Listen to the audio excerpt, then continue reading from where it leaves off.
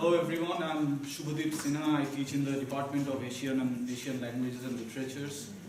I'm also one of the co-conveners of this Philosophies of Life collaborative, and my co-conspirator is sitting there, Travis Workman, who is a colleague in the same department. So on behalf of the collaborative, I would like to say it is really exciting to have Professor Alexander Weheliye here among us. Dr. Weheliye is a professor of African American Studies at Northwestern University, where he teaches Black literature and culture, critical theory, social technologies, and popular culture.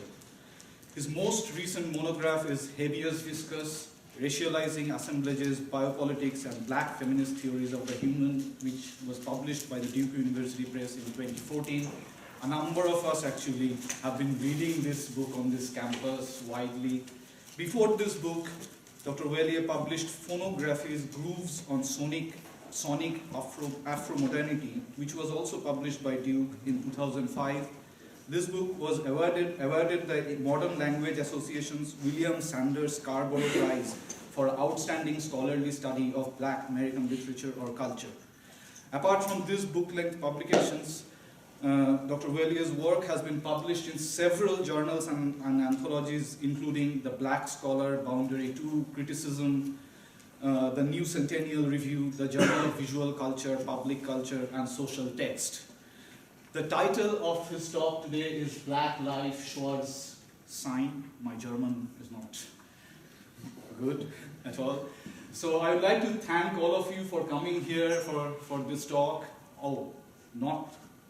It should be mentioned, his daughters are in the house, who are also traveling with him. And I would like to thank Institute of Advanced Studies for giving us the required funding to have this collaborative for this whole year, and also for providing the funding to bring Dr. Weheliye among us today. We will have, I think your talk is around 40 to 45 minutes long. We have this space till 5:45, so we will have around 40-45 minutes after this for a Q&A session. Okay, thank you.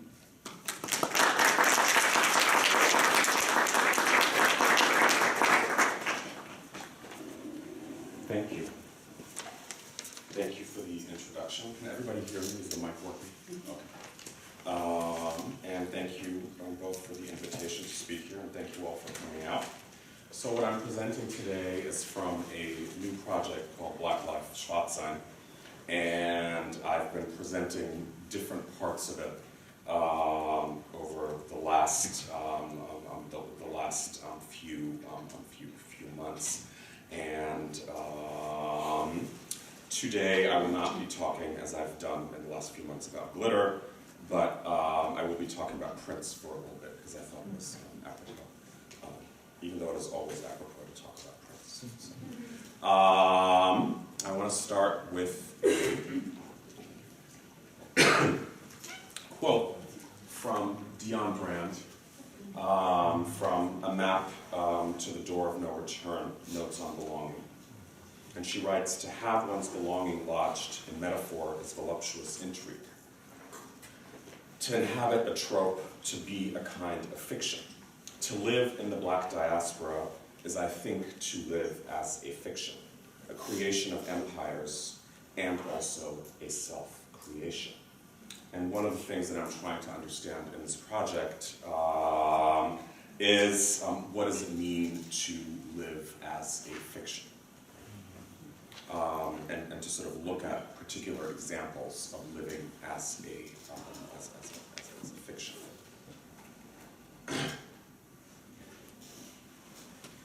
Even though Black life is fundamental to Western modernity, it is, and the negative fleshly foil for the being of white Western man, it is still continually made to appear as mere ontic scaffolding vis-a-vis the world of men, that is, as historical happenstance rather than as a mattering force that fundamentally structures every part of being in this world.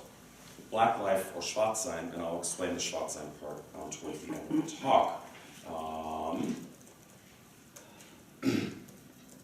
which is intimately tied to anti-Black racism, but never reducible to it, provides the ontological conditions of possibility for the historical or ontic existence of Black people, Black diasporas, Black culture, and whiteness, and, of course, modernity writ large. To say it in the words of Hortense Spillers, Black is vestibular not merely to culture, but also life and being in the prison house of modernity. And one of the main ways in which this putatively natural difference between man and his Black doubles acquires intelligibility is through what Spillers refers to as the ungendering and defacing project of African persons. Consequently, the genders and sexualities of Black life are deemed incompatible with the world of man because Black subjects are projected to be either in possession of a surplus, hypersexuality, hyperfemininity, masculinity of gender and sexuality, or a complete lack thereof, desexualization. The histories of racial slavery, colonialism, Jim Crow, the prison regime have congealed to debilitate Black subjects' ability to conform to normative genders and sexualities. And just to give you a concrete example of this,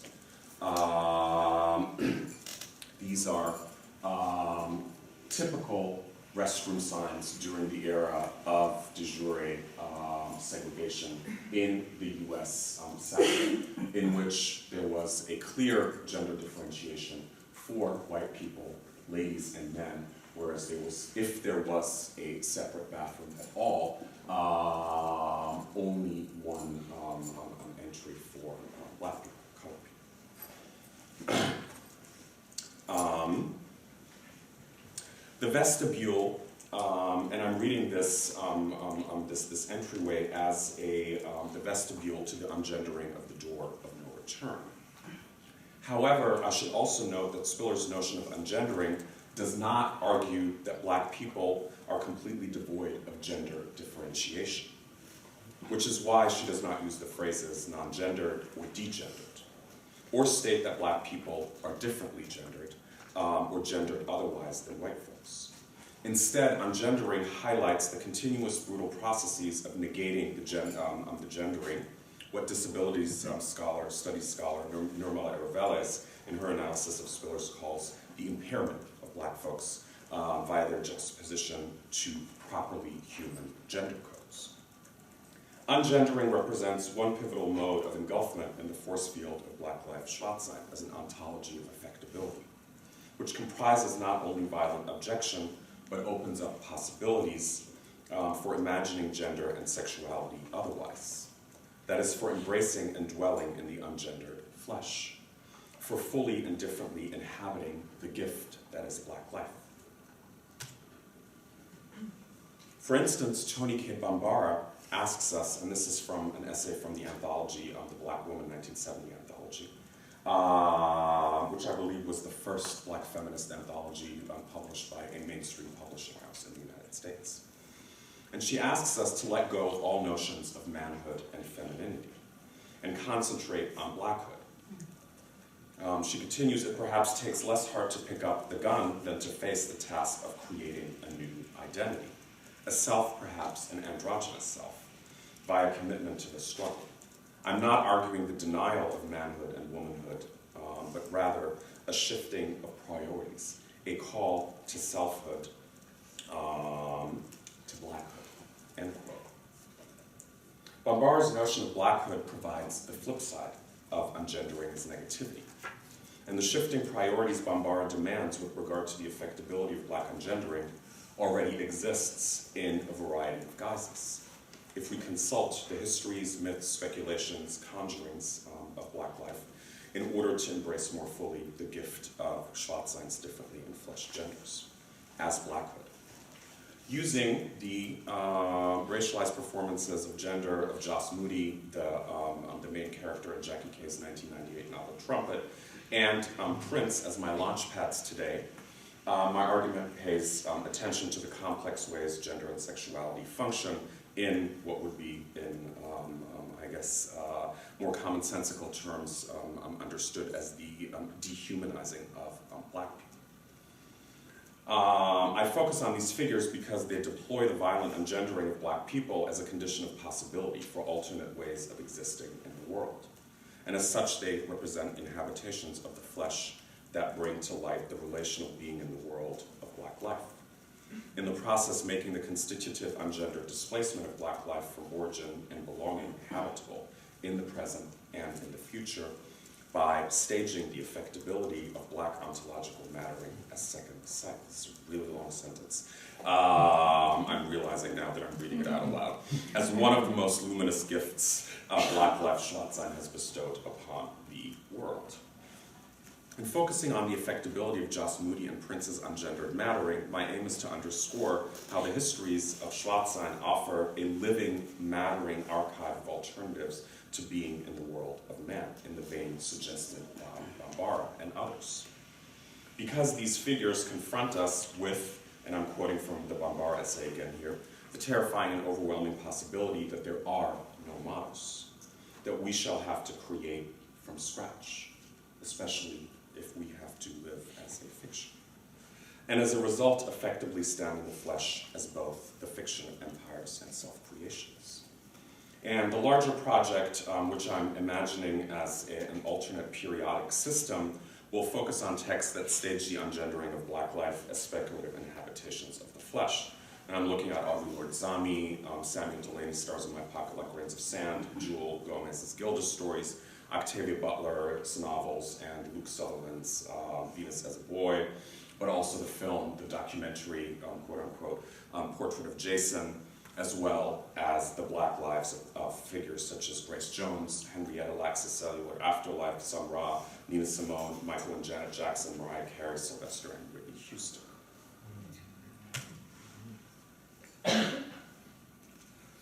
But let me start here with Jackie Kay's 1998 novel. The novel, which is loosely based on a story of a white US jazz musician, is transposed by Kay to Scotland from the 1950s to circa the 1990s, and the main character becomes a an Afro-Scottish jazz musician. And the central sort of occurrence of the novel is the death of Joss Moody, the main character. When we enter the present of the novel, Joss Moody has died, and with his death, the revelation that Joss had been assigned female at birth and given the name Josephine Moore. And this comes as a surprise, quote unquote, to everyone except his white Scottish wife, Millie. And the novel is told almost exclusively through the retrospective narrations of Millie and their adopted son, Coleman Moody, your Black adopted son, who now have to come to grips with the public knowing Joss's secret and its significance for their lives. Readers also encounter how government officials, medical professionals, and a journalist enforce dimorphic gender norms and sensationalize Joss's gender expression. Many characters in Kay's novel not only believe that they have a right to inspect Joss's genitalia, and I have here one of the sections that I cut out for this version, sort of the long history of genital, what I'm calling genital surveillance, from the auction block to the more contemporary medicalized and sensationalized media spheres. Joss's genitalia, but also to use this privilege to measure, tabulate, and sensationalize his personhood, right? Not only his gender expression, but his personhood. Over the course of the novel, Joss Moody appears to us as readers as a trans man, a father, a husband, a musician, a friend, daughter, young queer Black woman. And one of the things that's really brilliant about Kay's novel is that it's never really clear, because we're talking here about a remote village in 1950s Scotland, if Joss Moody becomes Joss Moody because he cannot, because Josephine Moore cannot exist as a Black queer woman in 1950s Scotland, or if this is another kind of transgender narrative, right, that leaves those possibilities open. And above all, Joss appears to us as a corpse. Right? In the wake of his death, Joss becomes a diffractive reflection of the other character's own struggle with identification and belonging. What is striking, however, is that barely anyone except his wife and son mentions that Joss is a black man, which seems peculiar within the context of Scotland and England from the 1950s to the 1990s, during which policy and public discourse made it abundantly clear that there was to be no black in the Union Jack. Hence, my question, what role does blackness play in the will to know and therefore violently determine the supposed mimetic correlation between Joss's anatomy and gender expression? And my argument is that Joss Moody's blackness is at once projected onto, displaced by, and a fundamental component of the uncovered secret of his gender expression after his death. This is sort of a moment of ungendering, right, in the way that Spillers conceives of it. The crisis that Joss's death causes in the other characters and the presumed right of some to know, the ultimate truth imagined to inhere in his genitalia, results from both Joss's race and gender. The point to be made here, the larger one, is that Joss Moody, suspended in a perpetual state of vestibularity, is not supposed to exist in this context. Not as a black queer, and most definitely not as black transmasculine, which is why he's forced to invent himself, give birth to himself, create his own nativity scene in the flesh, following the beat of his blood. Here I'm interested both in what Joss's irreducibly specific story, grounded as it is in a particular time and place, can tell us about black life, and in, and I'm quoting from Matt Richardson here, the transgender potential for remaking black manhood in diaspora. And Kay writes about this in slightly different terms in one of her poems from her 1999 collection, Off Color. And I want to play you, she's going to read two poems. I'll talk about and riff on the second poem, but I want you to, A, hear her voice and how she's describing it, but also I didn't only do the second poem because the introduction of what prompted both of these poems is important to both Jackie Kay's work, but also to my reading of Trump. This poem came out of a number of different occasions where people seem to think that being black and being Scottish is a contradiction in terms. So things like that are always happening. Like very recently in Wigtown, I was with my mum, and she referred to me as her daughter, and this little old lady said, "Is that lady your daughter?" My mum said yes, and she went, "Oh, your daughter's awful tanned. Is she that colour every day?" So I've had lots of instances of that kind of thing, so I thought I'd write this little poem, In My Country. In my country, walking by the waters, down where an honest river shakes hands with the sea, a woman walked round me in a slow, watchful circle, as if I were a superstition or the worst dregs of her imagination. So, when she finally spoke, her words spliced into bars of an old wheel, a segment of air. "Where do you come from?" "Here," I said. "Here. These parts." Somebody else. If I was not myself, I would be somebody else. But actually I am somebody else. I have been somebody else all my life. It's no laughing matter, going about the place all the time being somebody else. People mistake you. You mistake yourself.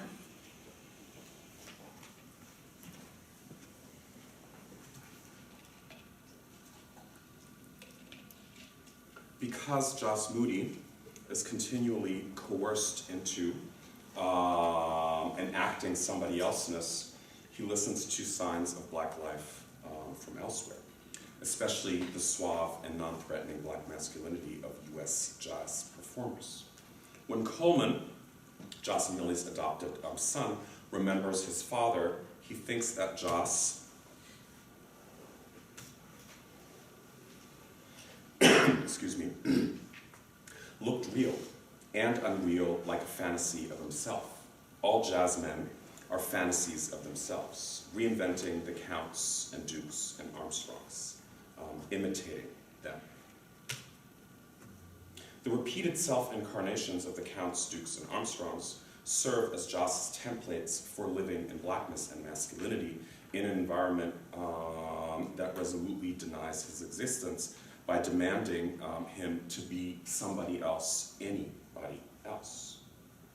Being somebody else entails the demise of the not somebody else, or the anterior somebody else's or else. It demands becoming a resident alien in the death of languages, cultures, archives, genders, origins, homes, religions, and modalities of belonging.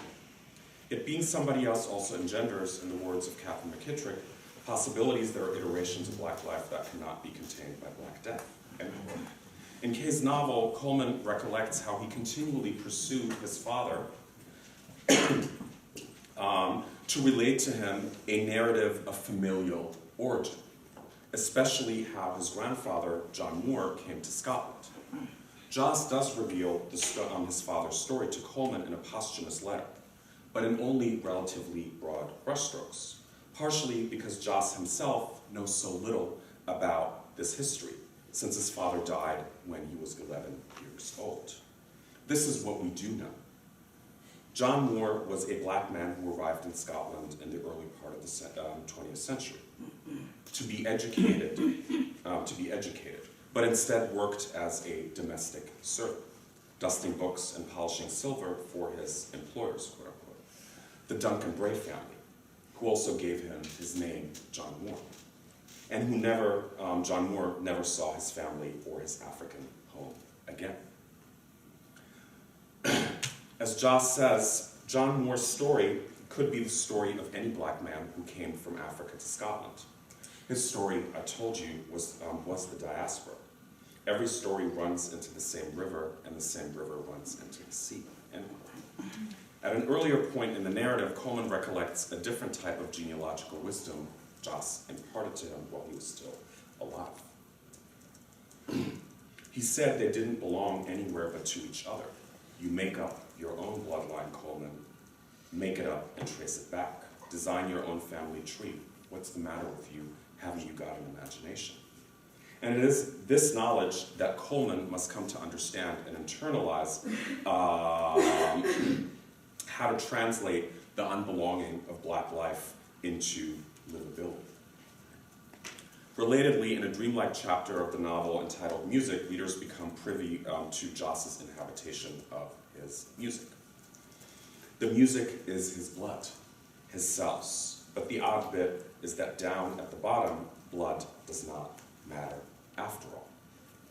And then Scotland, Africa, slavery, freedom, he's a girl, a man, everything, nothing, and so on. He's blowing his story.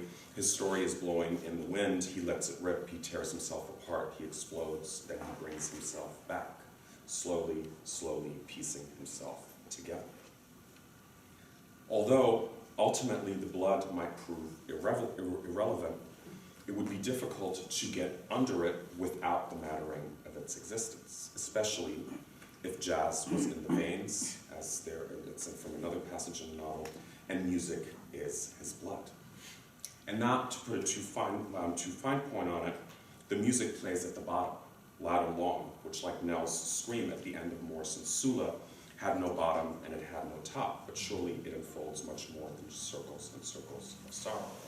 And I'm going to shift gears a little bit here, but still remain in the blood, so to speak. When asked by interviewer Richard Goldstein in 1984 what he would say to a gay man on the threshold of publicly declaring his sexuality, James Baldwin responds thus, first resisting the terminology, because he is James Baldwin, that the interviewer was sort of pushing on him, so to speak.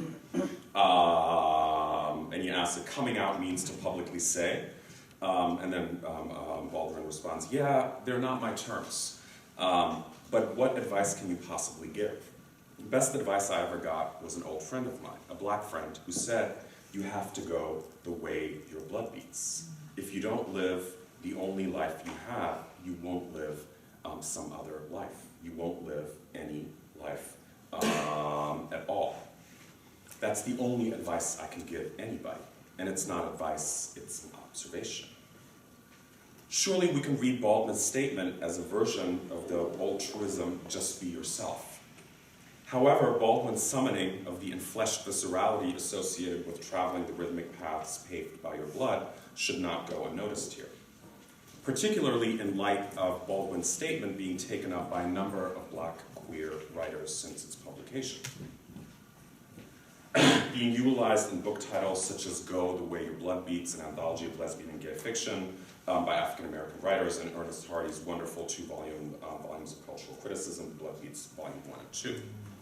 Given that Black cultures, particularly Black queer cultures, have resisted equating kinship with mere consanguinity, Kay's and Baldwin's invocations of blood initially appear to invoke something akin to biological inscriptions of Black queerness. Yet if the blood appears, or if we read the blood, not as a permanently fixed cosanguine essence, but in its relationally affectable mattering, it becomes difficult to cast off this plasmic fabric of Schwarz-Sein. That is, Kay and Baldwin simultaneously conjure and metamorphose the enfleshed intensity of blood, whether individual or familial, biological or adoptive.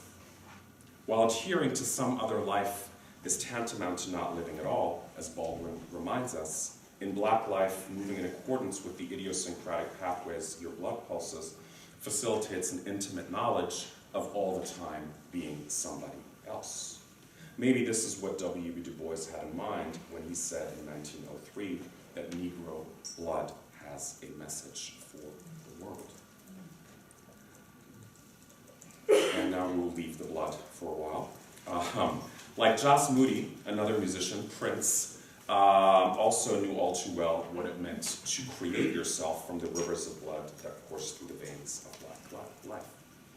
Prince's music, public persona, and singular world-making, universe-conjuring proficiencies also bathed in the waters of ungendered somebody-elseness, extending and adding to the living archive of Black non-normative masculinities and femininities by musicians such as Little Richard, Gladys Bentley, P-Funk, Sylvester, Jackie Shane, who was from Memphis but performed primarily in Canada and Toronto in the 1960s, and of course Grace Jones. How do we explain the layers of somebody elseness in Prince's extensive 1980s use of vocal pitch shifting, as well as the visual and textual alter ego crafting? Prince, whose early career had been completely defined by the use of his falsetto, so I think on his first 4 albums, he didn't sing in the natural register of his voice at all. And then later, the falsetto was still there, but it was used more as an accent than as the dominant sound of his voice. That great organic technology of sounding the ungendering of Black life, in which he had already told us that he not only wanted to be our lover, but our mother and sister too. So in the mid-1980s, he begins to technologically manipulate his voice to achieve this higher register, and which is not humanly possible, right? So that it sounds like what many critics and fans hear as a more stereotypical version, a feminine version of Prince's voice. Although this voice to me does not sound either conventionally masculine or feminine. And you can hear an echo of this in Frank Ocean's 2 recent albums. And even if you think about the opening Nikes, the way that his voice is used there is very reminiscent of the sound of Prince's pitch-shifted voice in the 1980s. And not surprisingly, Prince took this sonic gender messiness or genderfuck a few steps further by constructing an alter ego for his distorted voice named Camille. And by initially having vocalist and dancer Cat Glover appear on the 1987 Sign of the Times single as a feminine version of himself. And at this point, Cat Glover, even though she was part of the Prince universe very centrally later on, was not a known entity. So I remember when this first came out, a number of people assumed that this was actually Prince in drag, and clearly he was sort of playing with that expectation because people didn't know what Cat looked like. Prince planned to release an entire album credited completely to Camille, but this did not come to pass. And one of the central songs on this album is actually called "The Rebirth of the Flesh."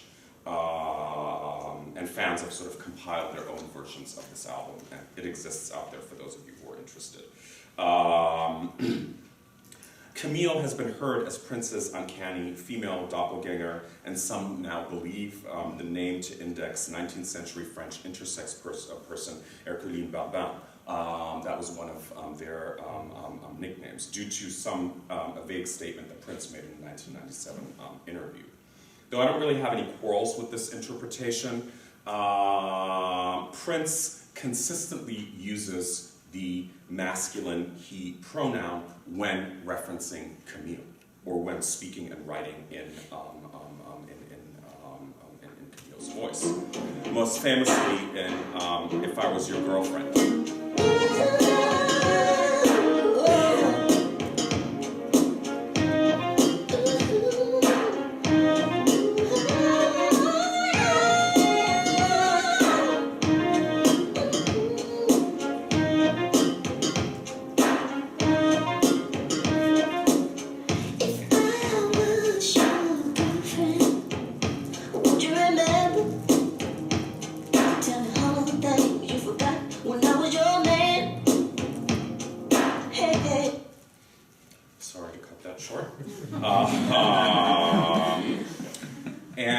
The most extensive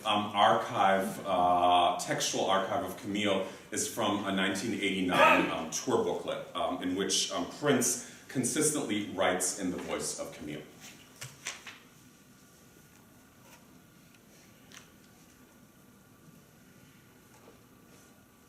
And he writes there in one of the blurbs, Camille found a new color, the color black, the strongest hue of them all.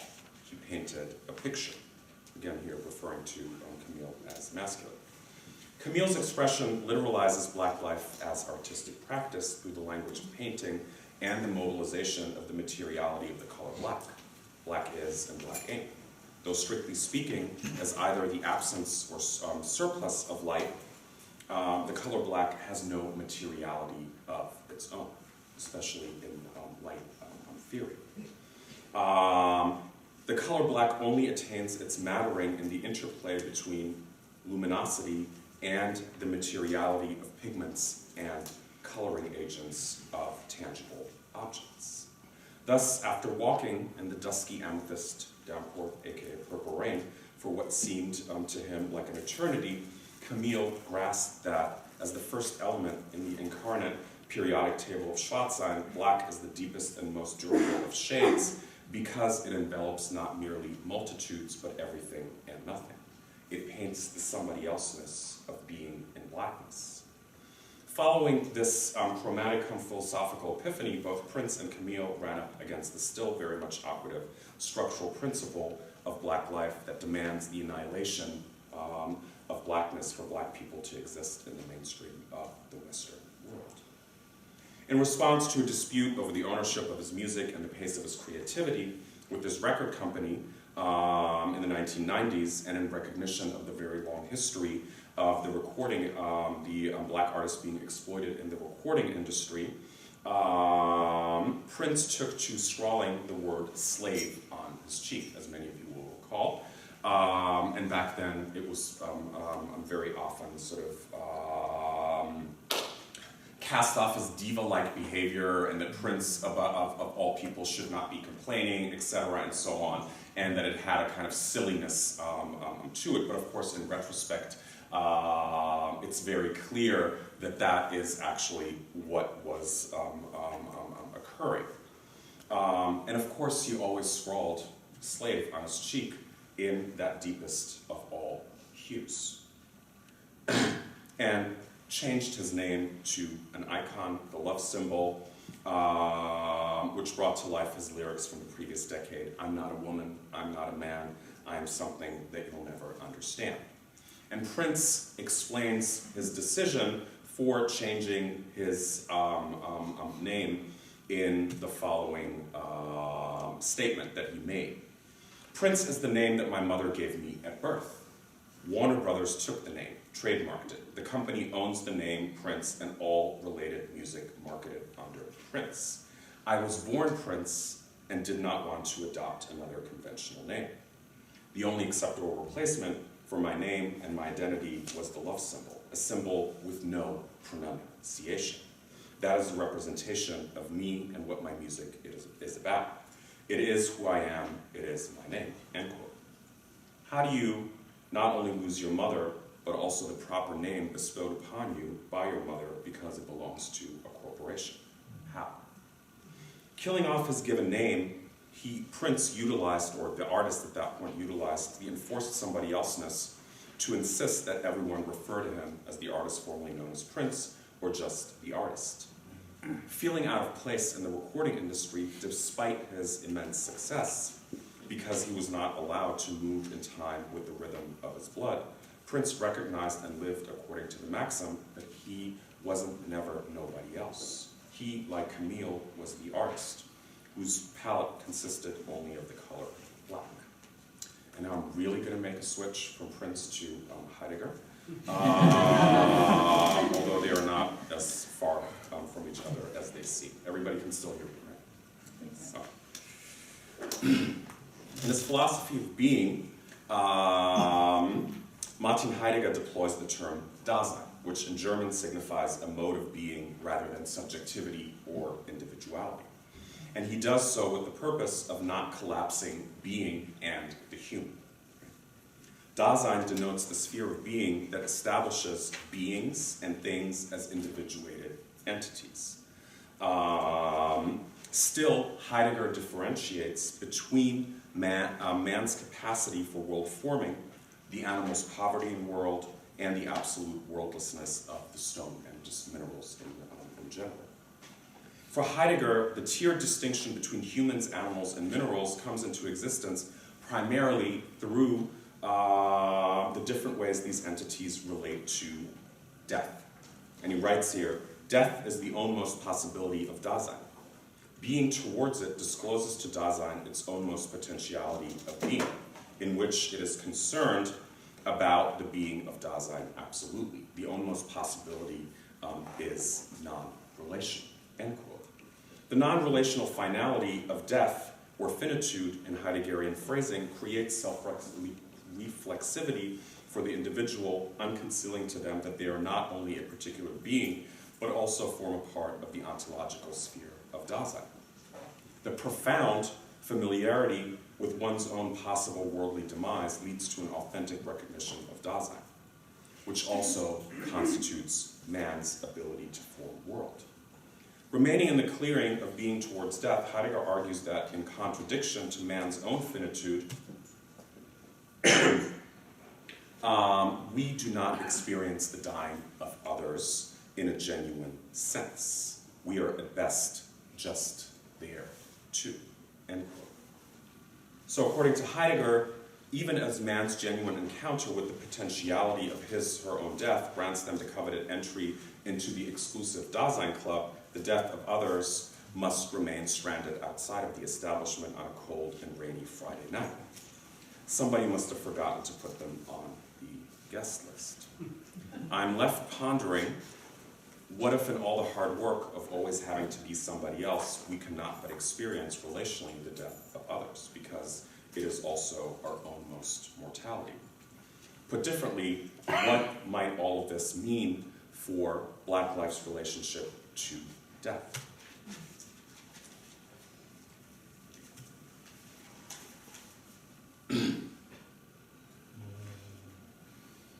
Or in Saidiya Hartman's formulation, the intimacy of our experience with the lives of the dead. And extending Hartman here, I would say these lives can be in the forms of humans, cultures, languages, names, genders, origins, and so on. I'm asking how our over-acquaintance with not merely the dead per se, but the lives of the dead. And I'm also very expressly sort of bracketing or even not wanting to think about this as haunting, because I think it sort of pushes it in a direction that I, at least for myself now, at this moment don't find very helpful, right? So I'm happy to talk about that later. Form a basis for an ontology of Schwarz-Sein, right? The over-acquaintance with the lives of the dead. If to exist in the Black diaspora is to live as a fiction, as the eternal return of being somebody else, then it represents an ontological fabrication produced by the mattering of the enduring vitalities of the dearly departed in our Black lives. Like John Moore, journeying from an unnamed African country to early 20th century Scotland on the SS Spiteful, encircled by the continued life cycle of his dead languages, religion, family, gender, and so on, it becomes impossible to not apprehend the lives of the dead as mattering absences that continue to structure the utmost potentiality of being Black, of Schwarz-Sein, which is to say that the lives of the dead travel in the flesh as conditions of possibility for Schwarz-Sein because they comprise the constitutive somebody elseness of Black lives being in the world. As John Moore states in the closing pages of Case Trumpet, my own country is lost to me now, more or less all of it, drowned at sea in the dead of a dark, dark night. Where else to go but where your blood beats when you've got no place to call home? And making generations is not an option. Maybe that's why Prince wanted not only be our lover, but also our mother and sister too.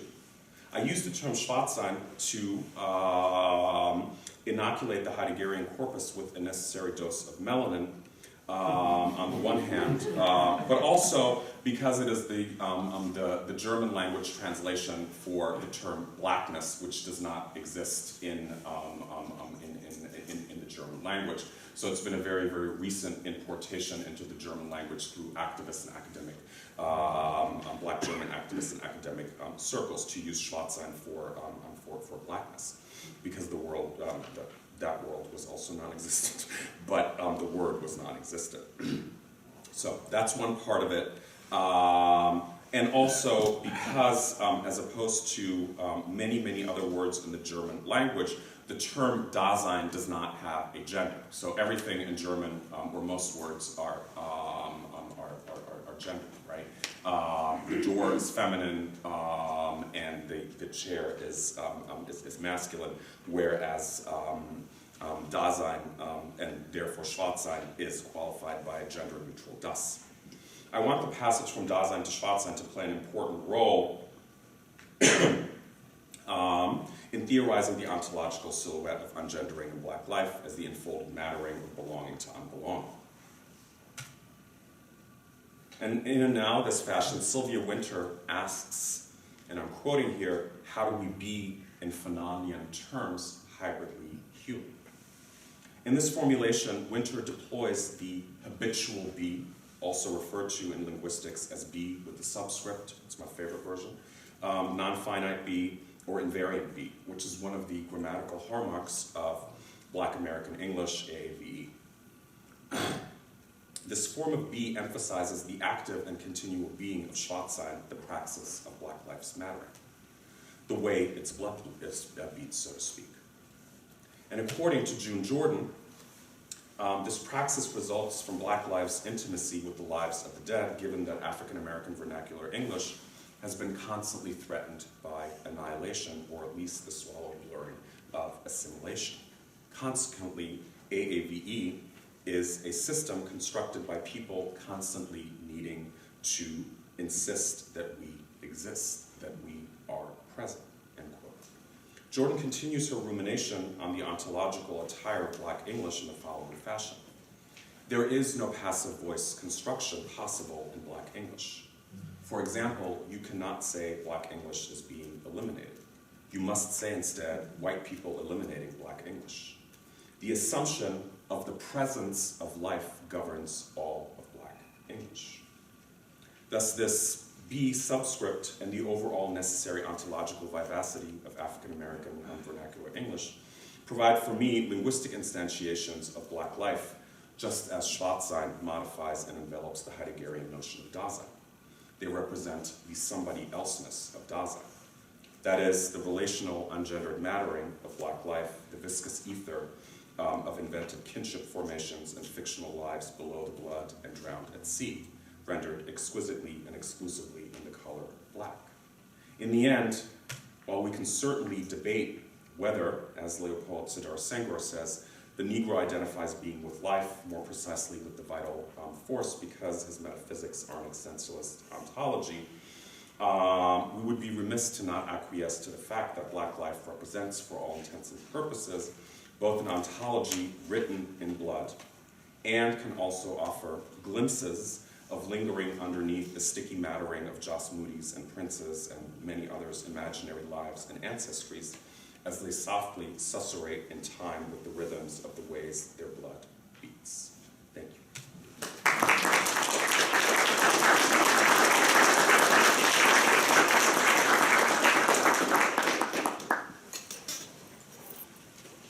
So we do have around 40 minutes for question answer. I will not micromanage and coordinate the Q&A. Yes. Okay, first, so sorry I didn't make your talk, but I'm going to ask first since I've been quiet. The past few talks I've been little. This is my first thing I was very excited about. But I wanted to ask your opinion about what is the future of Black ethnography? Because you end on this question of ontology and beingness, and there's this kind of what I would call like this kind of distance between earlier kinds of genealogies of feminism, specifically ones that came after with bell hooks, and then folks who were doing hip-hop feminism and were very much interested in autoethnography on one hand. And then you have this other kind of genealogy of like feminism that was very much rooted in cultural critique, cultural criticism, and really, inspired by, these really thinking and taking seriously some of the questions that Hortense Spiller comes up with, right? And so I'm actually just really kind of interested in this question of what is Black ethnography given this? If we take these kind of the way in which you're thinking about and theorizing or trying to understand Blackness, and how can Blackness be used as a source through which to write lives, not just of themselves, but also of others by virtue of our travels in this world? Not being an ethnographer, I hadn't really thought about it, but I'll give it a shot. I think that in terms of what I was saying, I guess if you would want to use that language, what I'm kind of attempting is an ethnography, right? It's not a traditional ethnography, but in the sense of taking certain things seriously and as fact that might seem fictional, right? I think, I didn't talk about him today, but the best example for me with that is Sun Ra, right?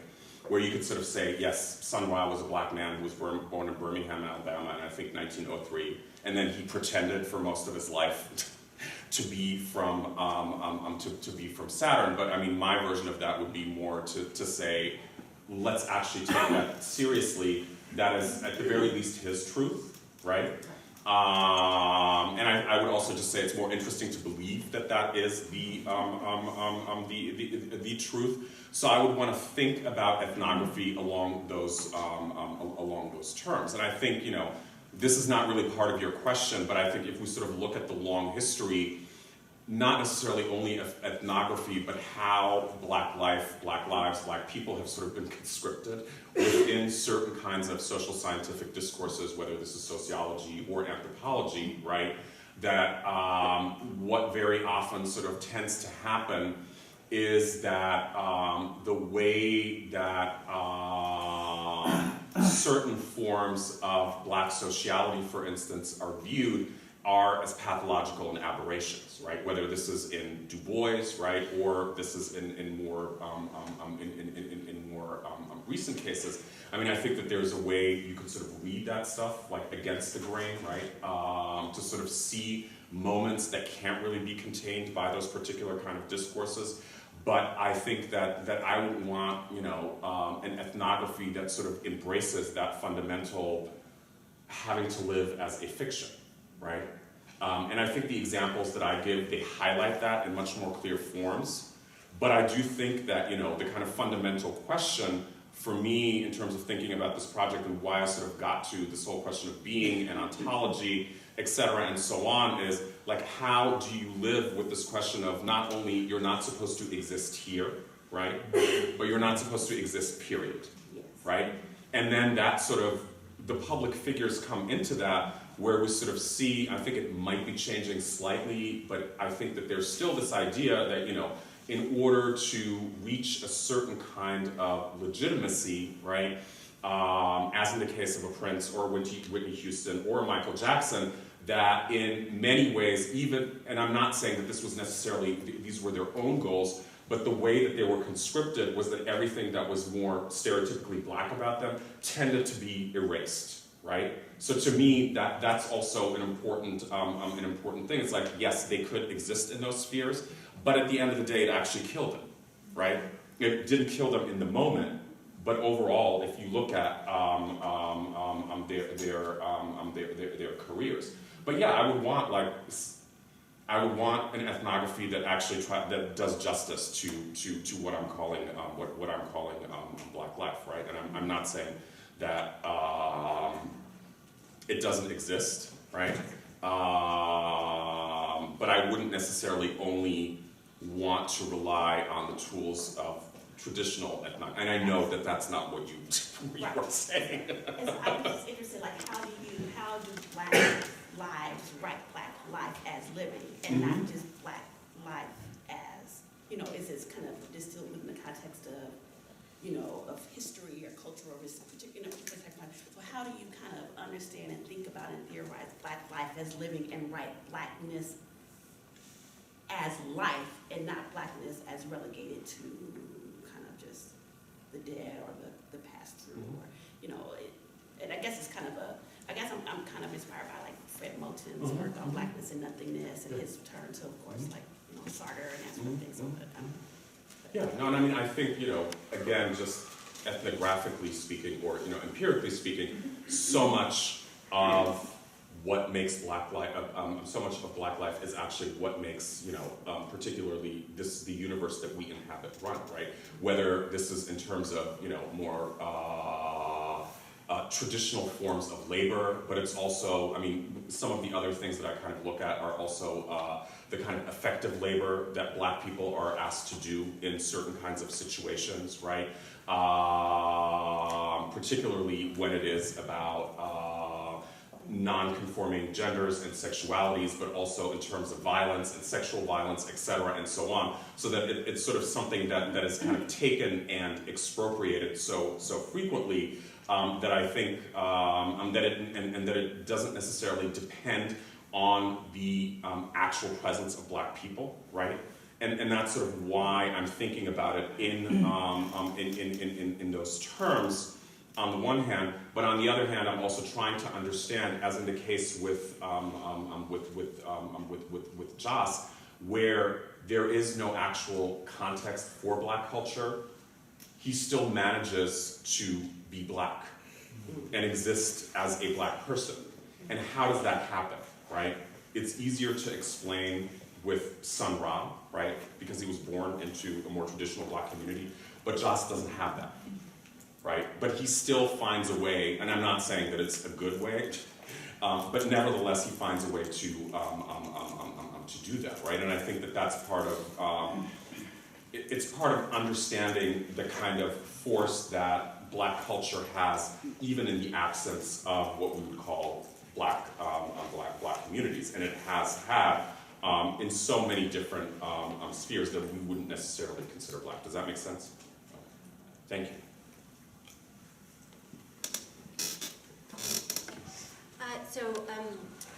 Three quick things. So the first thing I wanted to say, because I don't want anyone to forget her, is Minnie Riperton. Yes. Right? So I just wanted to... I just watched the Unsung episode. Yeah, so last let's week. like never forget Minnie Riperton. She keeps falling out of history. Yes. Yeah, and then the second thing is I wanted to kind of chart the voyage from where you opened with Dion thinking about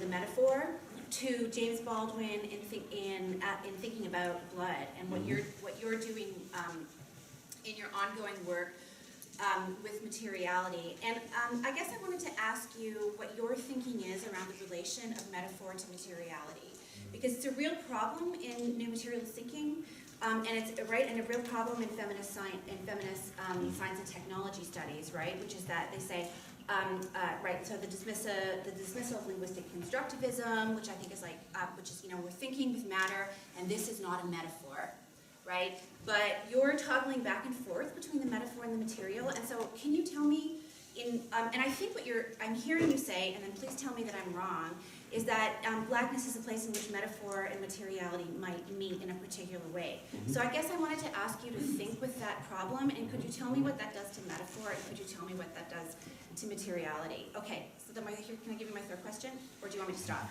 No, I got it. Metaphor, materiality. Yeah. Minnie Riperton, yes. I'll just say yes.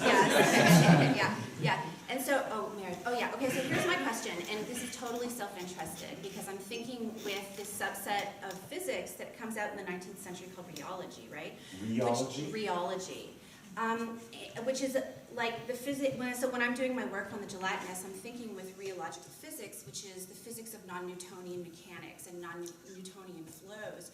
And blood is a rheological substance, which is to say blood demonstrates variable viscosity. Right, but its variable viscosity has everything to do with pathology. Mm-hmm. So, right, so I guess the third thing I wanted to ask you to do is then to push you to tell us what you're doing with blood. Sorry. Yeah.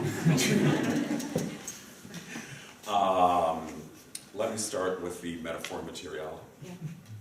I don't really know with metaphor, but I mean, yes, what you're saying in terms of Black life, or the mattering of Black life being where metaphor and materiality meet, or where they become indistinguishable.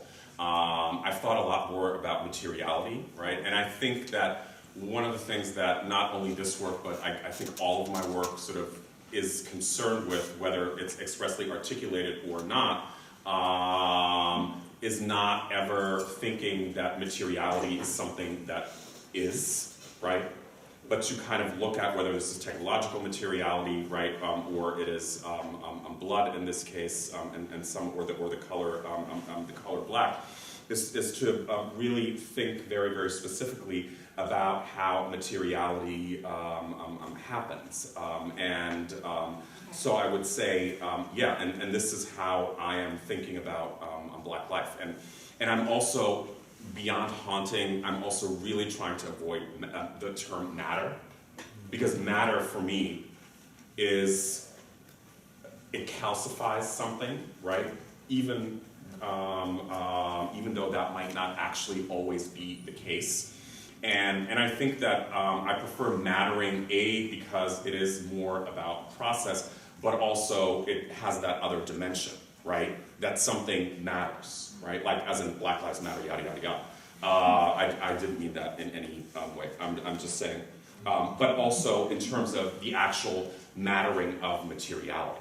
And so that would be the way that I think about materiality and the way that I'm thinking about it here.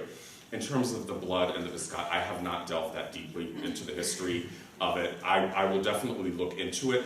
What I really do find interesting is that, and I mean, I could have, at some point, I was thinking of going back to the 19th century. Pauline Hopkins's Of One Blood would come to mind, where blood is this sort of like life force, right? That makes human beings act in particular kind of ways. And then there's the whole sort of Black Jesus and the blood of Black Jesus in like Du Bois and Cullen in the 1920s and so. But I'm trying to, at least for the time being, sort of leave that to the side. But what really interested me, as I said, that the way because blood also used to be the synonym for race, right, and racial difference. And what really interested me in encountering blood in Kay, but also in Jewel Gomez's Gilda stories, and then in that James Baldwin quote that so many people have picked up on, is that it was being placed in a particularly queer, black queer context, right? So what I was interested in is like, why are they going back to something that seems so antiquated, right? And that seems the exact opposite of what it is that they're actually that they're actually doing, right? And that's really, bless you, what is really what sort of prompted my engagement with this idea of the blood, because I think that there is like some desire, even if you make up your own bloodlines, that you know, this idea of going the way your blood beats, that yes, in some ways it is biologizing, but in other ways it also opens up a lot of different possibilities in terms of thinking about blood differently, right? And I mean, maybe the solution, although I'm not sure I would go down that path, is that blood is being used mostly metaphorically, right, and not in a contemporary scientific sense. But I do think that there is something there in terms of seeking a certain kind of grounding, even if it's not belonging, in how it appears in those texts and in some of the other texts that pick it up. But yeah, I mean, I have to go back and sort of do a more rigorous genealogy of and thinking about you know, the kind of scientific materiality and how it's been thought of blood. And so is it still considered to be what you were saying? I'm forgetting. Yeah, it's a biological detail, but I was also going to just say that it also struck me that blood is its stickiest when it leaves the body, and it was just also the point where it turns the color black. So I just wanted to kind of send that to you. You're probably already there. Thank you. But No, I'm not actually. Yeah. Right. Yeah. Thank you for that, and for all the questions. I didn't mean to rip it to you. Thank you so much, and I just wanted to stick with blood for a second. I'm making my way and trying to sort of grapple with Habeas Viscus right now, and I'm wondering if you see an intersection between blood and the flesh and processes of enfleshment. I think in your talk today you talked about blood as an enfleshed thing, but I'm wondering if you're seeing something in it that is either a parallel or a simultaneous process. Yeah, I guess I'm just asking about the relationship between the blood and the flesh as you're seeing it. No, I wouldn't say that they're, thank you, that they're synonymous, but they're definitely related, right? And I mean, I am, even though I didn't talk about it at length today, the way that I'm looking at Black life is as perhaps not a synonym, but you know, a different view of the flesh, right? And I wrote a little bit about ungendering and in Habeas Viscus, but it's something that I'm returning to in order to think about more rigorously. And partially I didn't write about it at length because I used to just have a very visceral reaction to the term ungendering, even though I knew that that's not what Spiller's meant.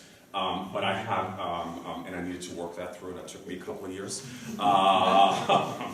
But yeah, so I think I think the flesh is definitely there. I don't address it as extensively here because I've already done that. But I would say that blood is a part of Black life, right? In the same way that the flesh is, but they're not completely synonymous. Synonymous with it. So yeah. Thank you. Did you want to ask in the? Oh, no, you. Yes. Yes. No, you. No. Yes. Oh, sorry. Sorry. I have a question about kind of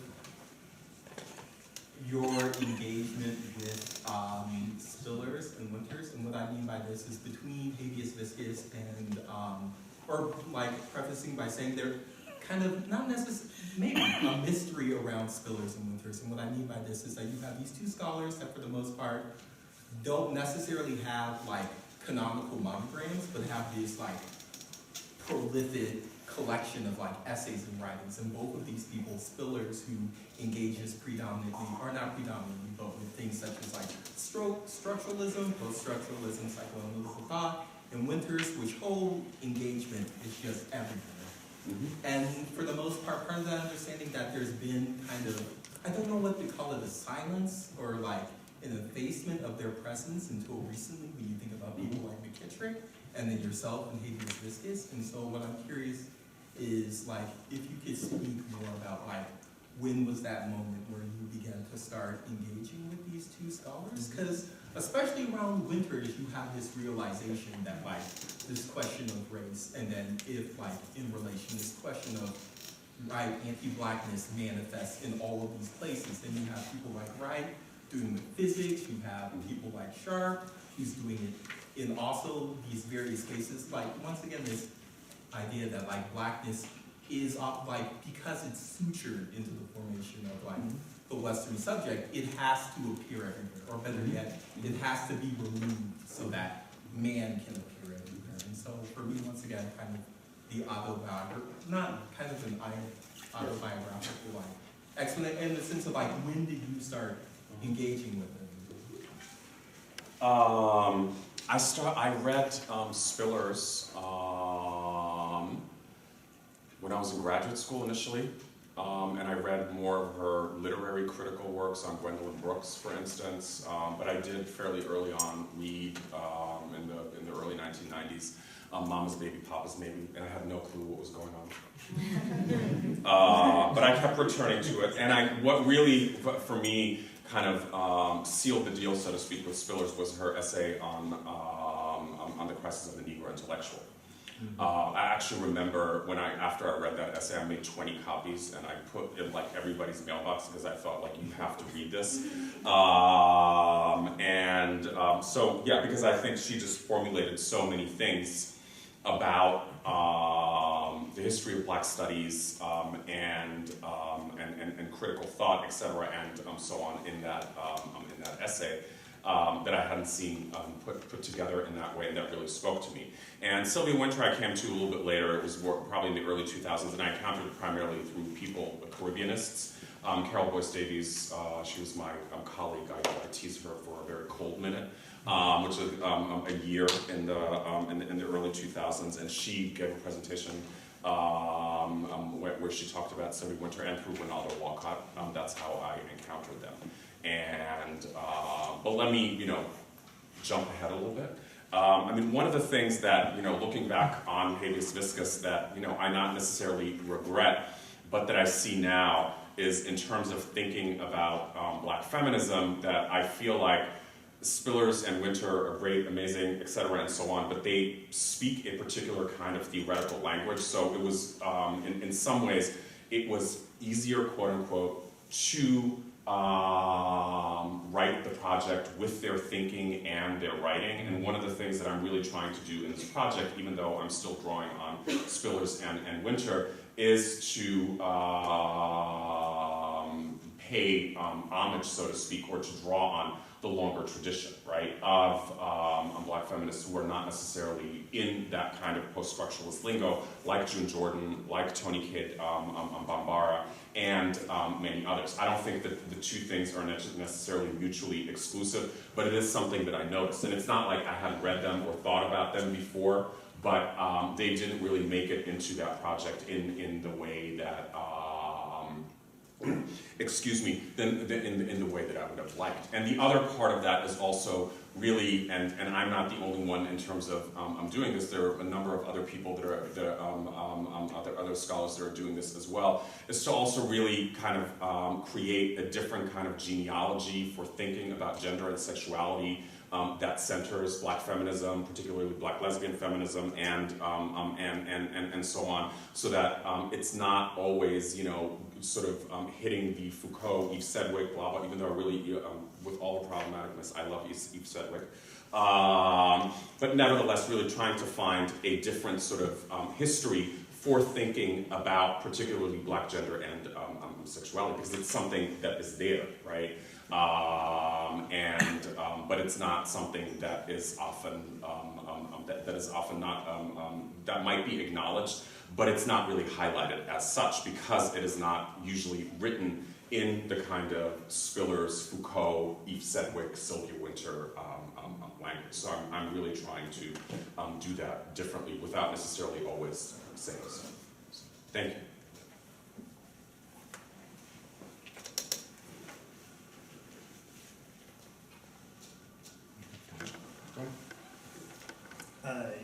Thanks. I wonder if you might, if you're interested in speculating at all, how Prince's apocalypticism might appear as a kind of being towards death, or might fit into how you're thinking of Schwarz-Sein. Yes, I would have to think that through because because it comes with a lot of stuff, right? His apocalyptic imaginary, especially with the more strenuous religious stuff in the later period. Not that it's not there in the earlier period, but I think it's slightly different. But yeah, definitely, I've only thought about it in terms of the whole gender and ungendering question, and with regard to the color, the color black. But yeah, definitely, it's something that I would want to that I would want to think about. I should also say, just speaking autobiographically, again, I've always said to myself, because Prince is so dear to my heart, that I would never write about him. So a lot of this is like me sort of very slowly entering the territory, because I feel like once I start writing and thinking about Prince, like there will be nothing else in the universe anymore. Not that there is in general, but yeah, but I would definitely want to think about. Did you have particular instances in mind?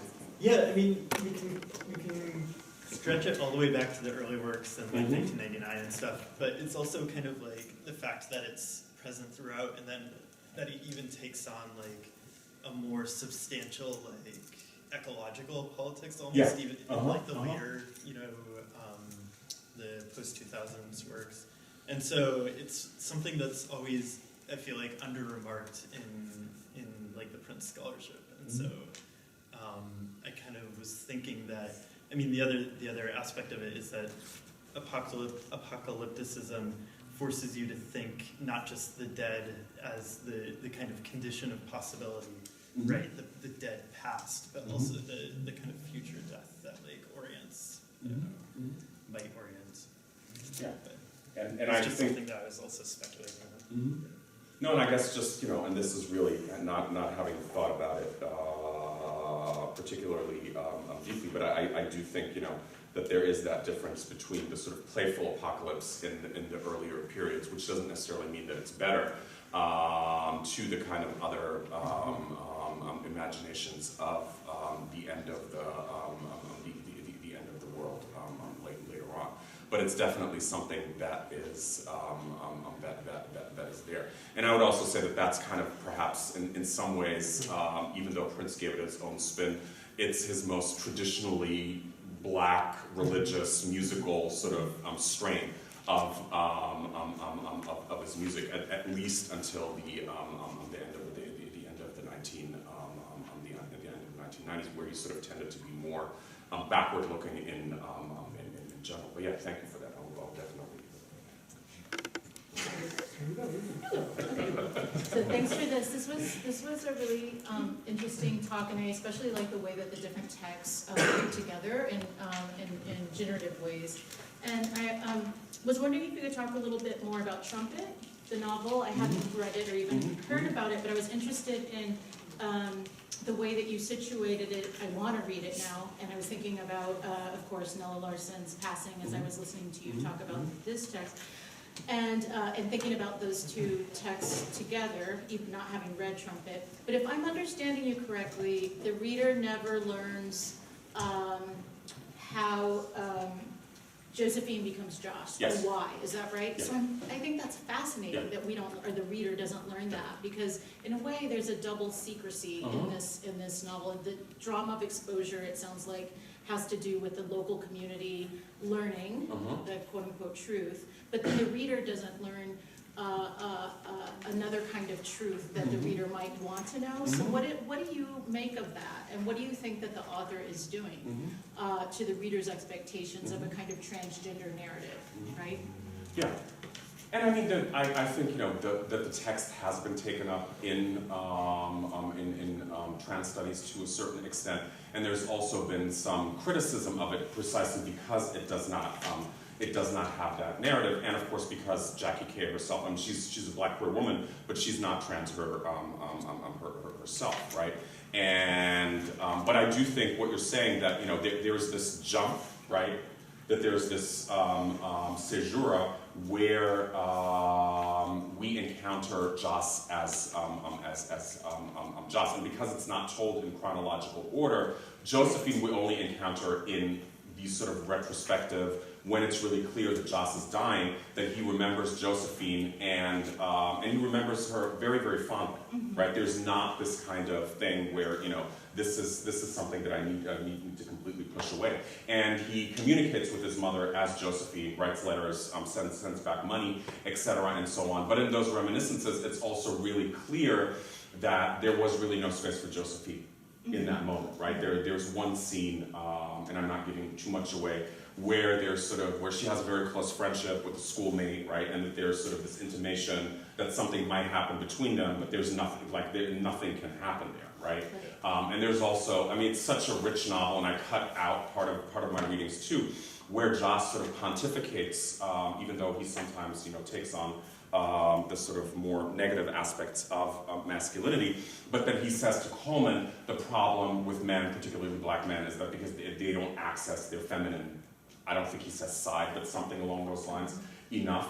So I think that the novel is really kind of pushing back on reader expectations, particularly because we see so many scenes where, as I was saying, it's really highlighted that particularly the government officials feel that they have this right, to not only sort of determine on the death certificate whether it is male, signed male or female, but to handle Joss's body in particular kinds of ways, and to sort of have this kind of, I'm trying to find a kind word to say, but maybe I shouldn't try, this sort of sensationalizing and hypersexualizing view and tactility, right, that is also a part of it. So I think what sort of Jackie Kay does in terms of the reader's expectations is to kind of just push back on those ideas.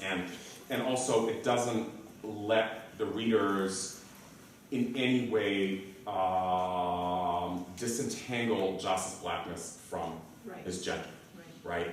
But I also don't think that there's any kind of equation of the particular trans narrative in this text with the diaspora narrative. I think Kay looks at convergences, but not doesn't ever at any point equate them, right? It's really, really clear that this is a very particular kind of story that highlights certain aspects of unbelonging and, you know, not feeling out of place, feeling like somebody else, etc., and so on. But they're never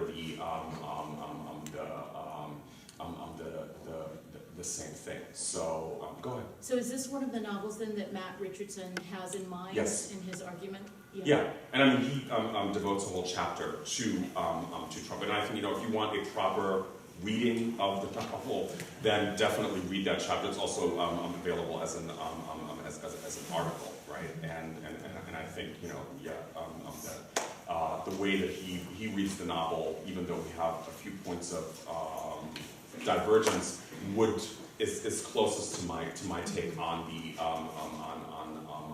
novel. I'm just looking at different aspects of it.